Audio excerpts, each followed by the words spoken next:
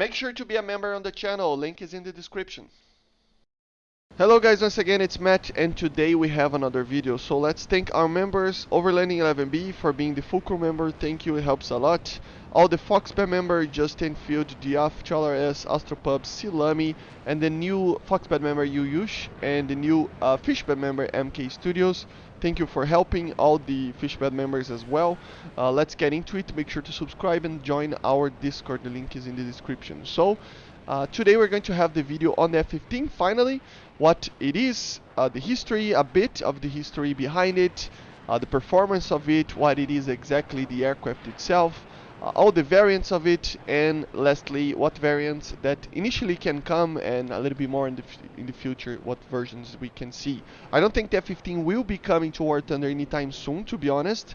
I think we are far away from it because it is a very capable aircraft, but it's like probably next year we will see something like this, at least the first variants of it, together with the Su-27 and all other aircraft that I already talked about it in this video series. So make sure to check it, everything that I already did. I did a video on F-16, on the MiG-29 and MiG-25, the Tornado, Su-27, so and many more will come, and I'm going to do one more video on the F-16 today, probably today, but it is exclusive to the Fulcrum members. It is not a normal video, it is going to be the exclusive videos that I normally will offer to Fulcrum members, with the idea behind it of being cool videos that are not the way that I normally would do them, you know. So I would put the F-16 video that will be released today is going to be more of a prototype kind of thing, cool features of the F-16 and cool little variants that it had, like the F-16 XL and stuff like that. So yeah, I'm not pulling anything from the normal schedule. I'm already like pushing 10 videos a week almost sometimes. So I just going to make an extra effort to show the appreciation of somebody that actually pays a little bit more to help the channel, you know, and keep financing the channel. And that's just basically it. It's not something, it's not a paywall or anything like that. Don't feel pressure of being a member. But it is a thing that I wanted to do, an extra little effort to do to help, to just give back a little bit for the people that are actually helping me. A lot of people do this, and I think I'm being very reasonable. But let's get into it. So today we're going to see the F-15 in general, the history behind it, the performance of it, the variants that were produced, you know, and the variants that can come to War Thunder in the future. Obviously, I don't think the F-15 will come soon to War Thunder, but still, yeah.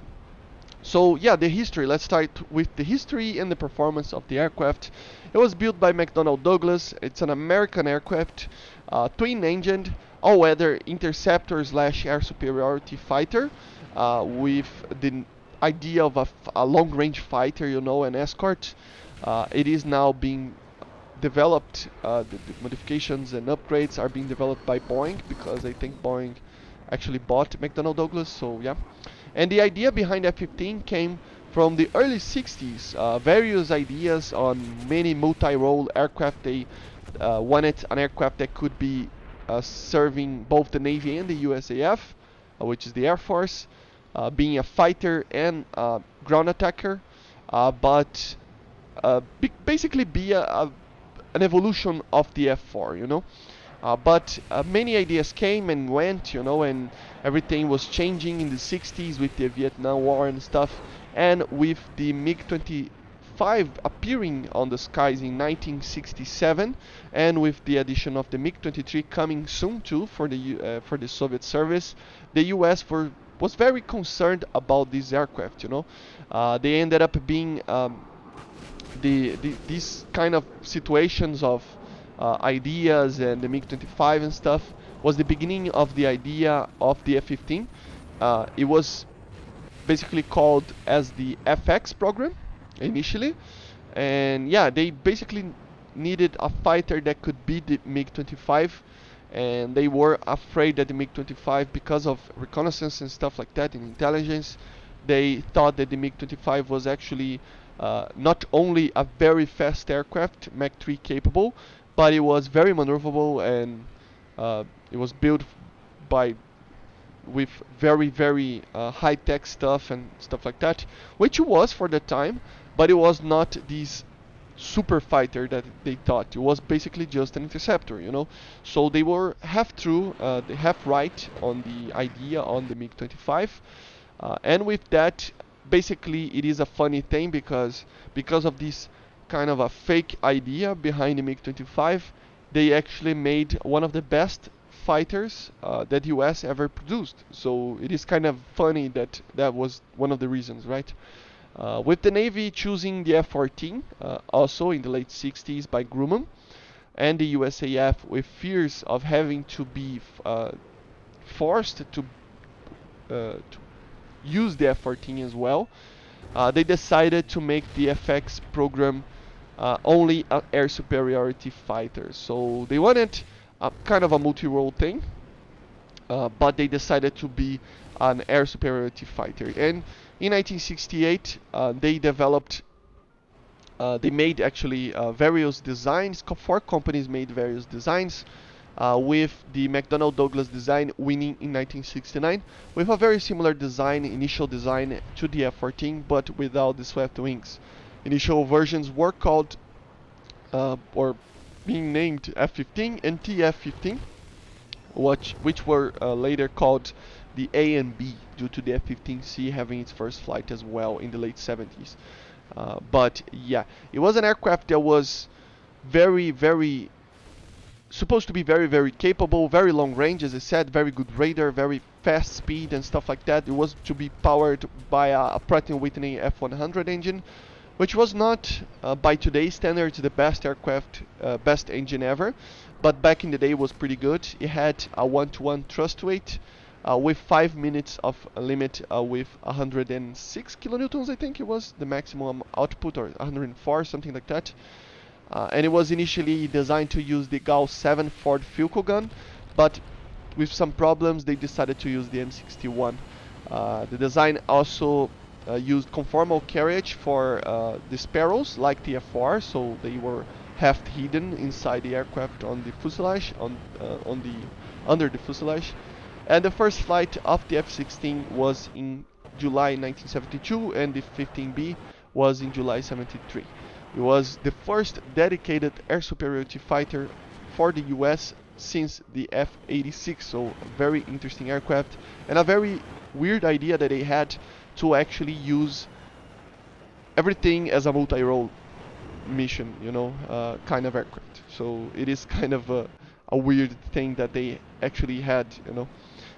Pressure from other companies that the F-15 was too heavy and too expensive led to the LWF program, which led to the F-16 and WF-17 that became the F-18 later.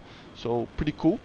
And basically they decided to have these two aircraft, just a similar kind of idea, not exactly the same, but a similar idea on what the Soviets had with the MiG-29 and the Su-27.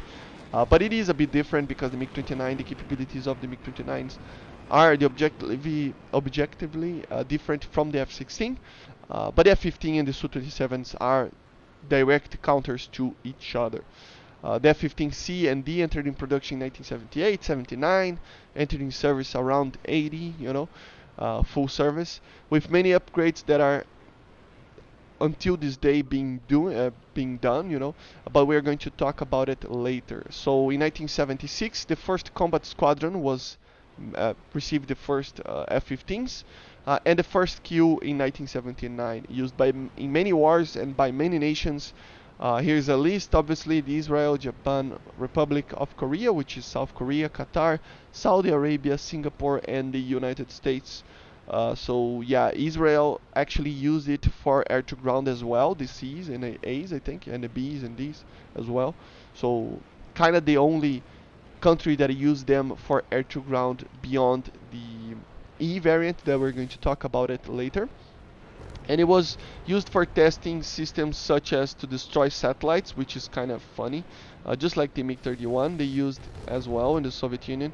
And yeah, it didn't suffer official losses, but there are reports of being killed by Iraqi MiG-25s, so I wouldn't count on being, uh, you know, zero deaths, but everything that you hear from wars, you have to be, it's not always like that. And obviously, companies like Boeing they don't want these people to talk up too much about aircraft being destroyed and stuff like that. So I just wouldn't say that it's official that they did shut down a couple of these or they did not. It kind of doesn't matter. But yeah, the performance it is pretty amazing. It has composite and aluminum as the main primary material for the aircraft. It has the air brake on the spine, similarly to the Su-27. The engine was initially, as I said, the F-100 Pratt & Whitney engine, which has, as I said, 106 kilonewtons with a 5 minutes limit, but it was later improved. The climb rate was around 250 meters per second initially, and later 350 of medium climb rates. It doesn't matter too much. It is very close to the MiG-29 and Su-27, as you see. Good 360 degrees of view in the canopy, so very good at that. The A's and C's are obviously single seats fighters. B's and D's are twin seat trainers, and the E's are twin seat for a weapons officer instead of a trainer. It has inertial navigation systems. Initially, I don't think it had any type of, it had data link, but it didn't have any type of fly-by-wire. It was kind of a hybrid system that later was becoming a fly-by-wire system to this day. So yeah, but it's hard to find information about it. The radar was initially the APG-63, which is a pulse-doppler radar with a maximum range of about 160 kilometers. The fighter range would be around 100 kilometers. So very, very similar to the MiG-29 and Su-27. A lot better than the F-16. The advanced RWRs were also, put it in the aircraft, auto countermeasures, stuff like that. The main gun was the M61A1, which is the Vulcan with 940 rounds, so pretty good ammo count. And the normal capabilities of missiles would be 8 missiles, being 4 AIM-7s and 4 AIM-9s. Initially the AIM-7F and AIM-9L, and later its life the AIM-7M, AIM-9M, and even later, the AIM-120 and AIM-132, I think it's called. So they are being developed and improved to this day. CFTs were put it on the C and D models to increase fuel capacity and missile capacity in some situations, so conformal fuel tanks. The C and D are the first aircraft in the world to have a PSP processor, which is programmable, and you can change the mission capabilities and payloads that the aircraft can have with just a program, a software. So it is pretty amazing that it has that, and I think most of the aircraft have that now, but back in the day it was a very cool little thing, especially for different missiles and capabilities that each country that bought the aircraft needed. The G limit was basically the same as the MiG-29, 9 Gs, which is 1 G more than the MiG-23M and half a G more than the MiG-23 MLD. So it is around the same area. Obviously, these are safety limits. Obviously, these aircraft can pull a lot more Gs than 9, but obviously for safety, they tend to limit on 9 Gs. In 1983, received the MSIP upgrade, which is the multi-stage improvement program. It was basically putting the ability to carry AIM-120s that were being developed, better radar basically, and better engines in later in its life. So many upgrades were developed into these MSIP versions. Many upgrades were made, as I said, but late MSIP F-15Cs used the APG-70 radar, which had better maintenance and other improvements over the APG-63, and a lot in common with the F-18 and F-14 radars, so that it's cheaper to actually maintain. Earlier MSIP F-15Cs were retrofitted with the APG-63 V1, which basically made the performance similar to the APG-70, not having to change the radar. The F-15E was made as a private endeavor as well to basically developed a strike fighter version of the Eagle. In 1979, it started the development with the base on an F-15B, which is the two-seater trainer, and he won over the F-16XL for the government contract in 1984, beginning the operation like 1988, 89, something like that, 87, so certain sources said. So yeah. In 1985, better engines were provided to the F-15 with the Pratt & Whitney F100 PW200 instead of the 100, and the 100 that were already in service, they were upgraded to similar configuration in 1997, upgraded to a Dash 220E. Better throttle response, reduced wear, lower fuel consumption, just a better engine overall.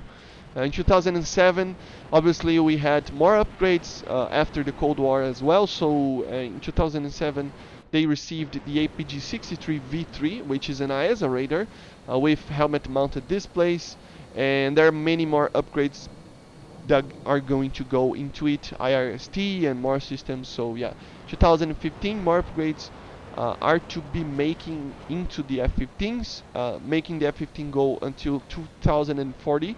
This is the 2040C upgrade, due to the low numbers of F-22s and delays on the F-35s. So yeah, built with the F-15 SE concept in mind. So it's basically like the Su-37 was for the Russians, and that they used the technology for every aircraft that they had.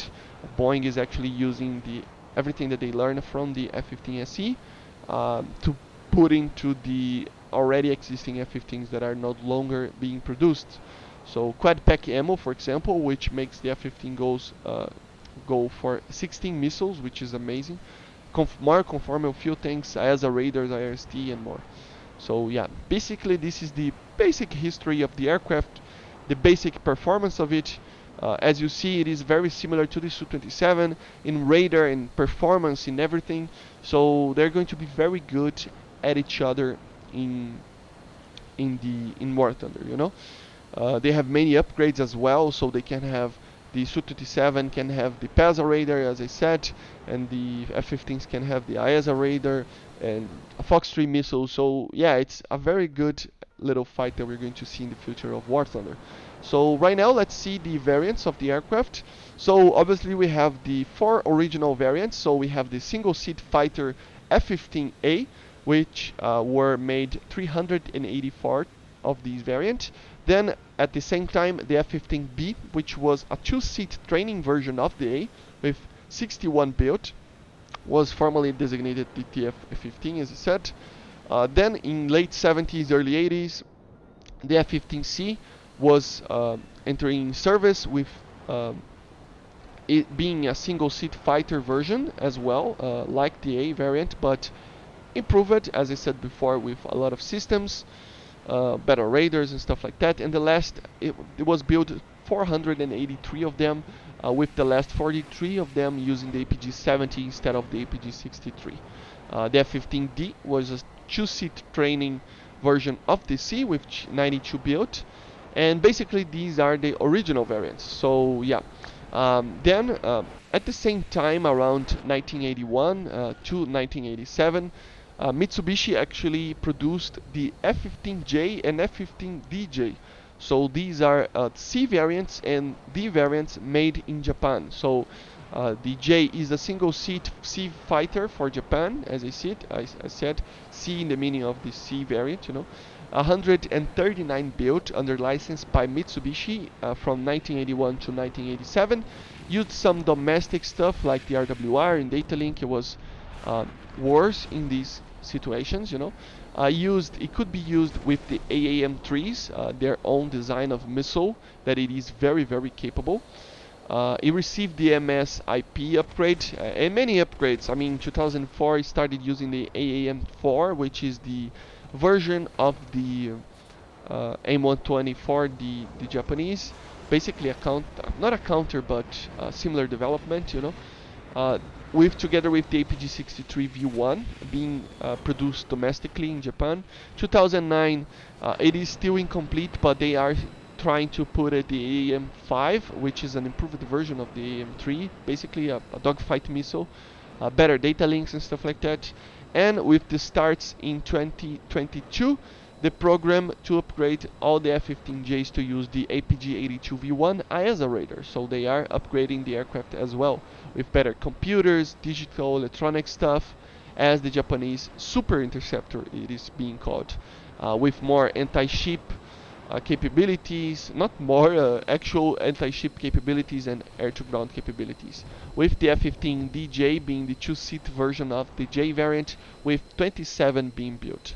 So there is very little information about the AEM-3, but it is a missile that the Kai can receive as well for an upgrade, and it is supposed to be better than AIM-9L, having about 40 Gs, with a 7-kilometer range and stuff like that. It's probably around 30 to 50 to 40 Gs. Still inferior to something like the R-73, but superior to the AIM-9L that we have in game right now and the R-60M. So we shall see these in the future, far future maybe. And the F-15, the Japanese versions of the F-15, they can be very fun to have it in game because they can have many upgrades. So they can have two variants if they want to, but being the same aircraft, early and a late version of the F-15J, for example. But they can have various amounts of upgrades to it with various amounts of missiles, starting with the AIM-7F and AIM-9P4s and going until AIM-120s, AAM-4s and AAM-5s, so and ISA radar. So yeah, a pretty good addition if added to War Thunder. Then we have the final version of the F-15, basically, which is the F-15E, which is a two-seat multi-role strike aircraft called normally the Strike Eagle. It has conformal fuel tanks. It is a replacement for the F-111 and the F-4s that they used.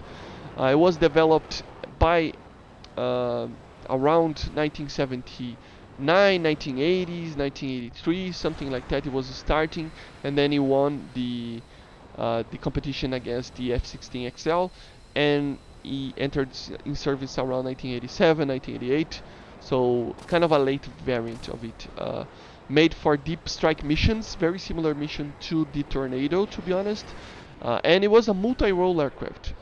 It can do anything, The project started as a modded B, but it evolved to be better with a better structure, whistle instead of instructor in the back seat, basically, so that the Weasel can use the radars, thermal, seed weapons, lanterns, I think it's called, something like that.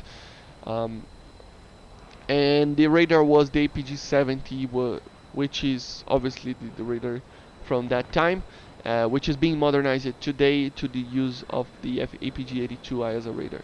It can detect air-to-ground too, so it has a mapping module and stuff like that, so it can do a lot of air-to-ground with the radar as well, something that we don't have yet on War Thunder.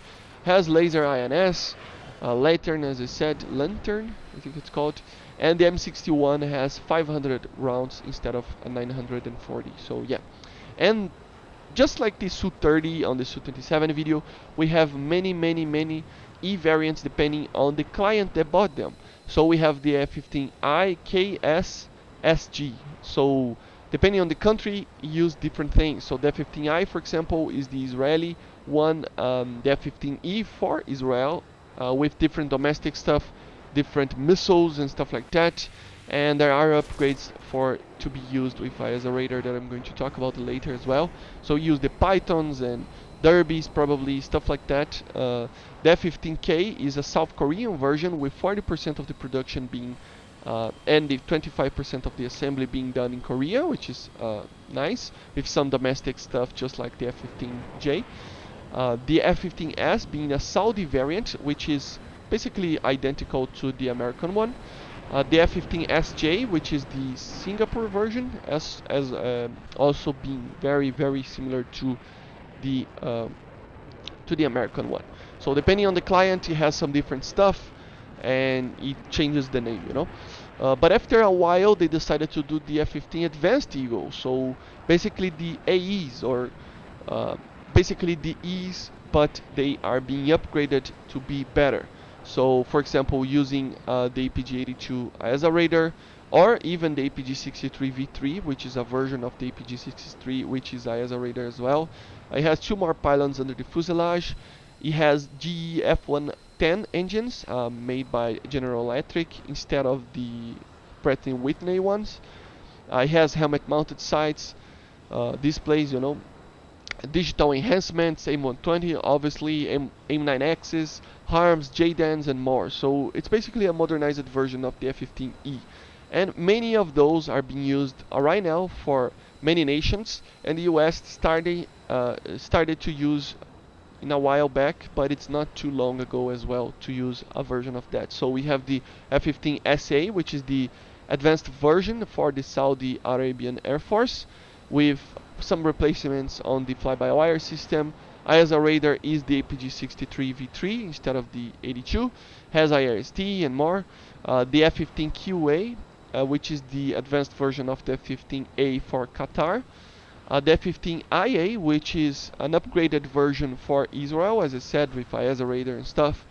They are being built, 25 are being built from new, and 25 are being upgraded from existing I versions. Then the F-15EX, which is basically the United States version of the Advanced Eagle. Okay, so because of the F-22 low numbers and F-35 being delayed a little bit, they decided to build more of these aircraft. Advanced versions obviously has a ASA radar and all of that.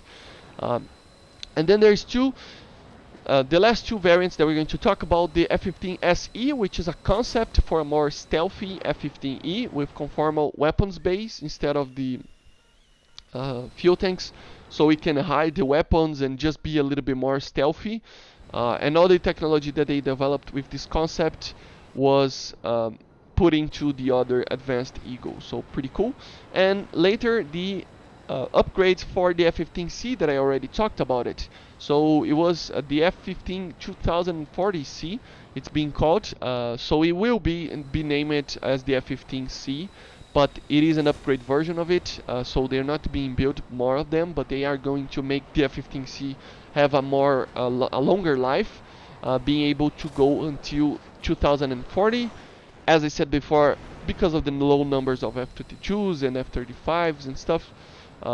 So yeah, basically it is an upgrade to the F-15 to supplement the F-22 in the fighter role, and it was basically with the F-15 SE concept in mind and everything that was developed for the F-15E advanced as well. So it has the quad pack ammo, which is a fun little thing with 16 missiles, conformal fuel tanks, the IASA radar, IRST. So it's basically the comparable to like a Su-35 that the Russians had, have. So it's basically the most advanced version of the F-15. I don't know if they already did some upgrades, some of the F-15s, but they are supposed to be starting very soon.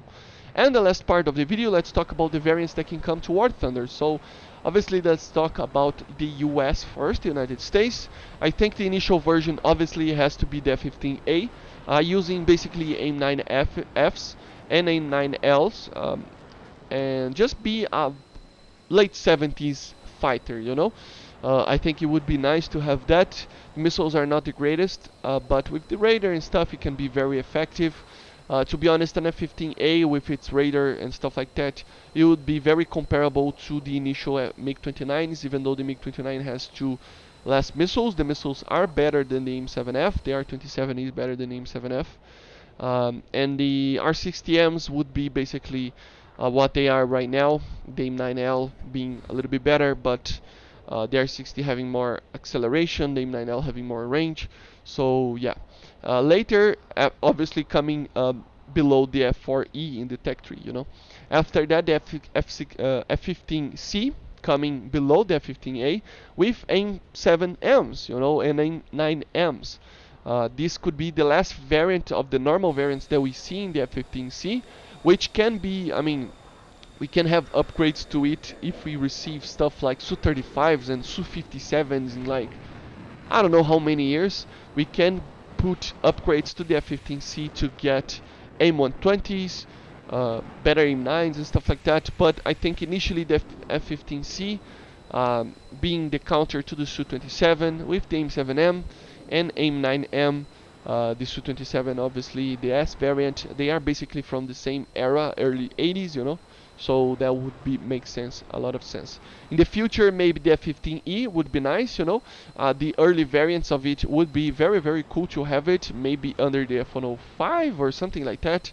Being a multi-role aircraft, you know, we can maybe in the future you can do a lot of SEAD missions, anti-ship missions, anything like that. Ground attack in general could be used, you know, with laser guided bombs and stuff with their own designation. So the F-15E could be put it on the future, not too far into the future, because if you have already the F-15C, the F-15E is just a tiny little step forward.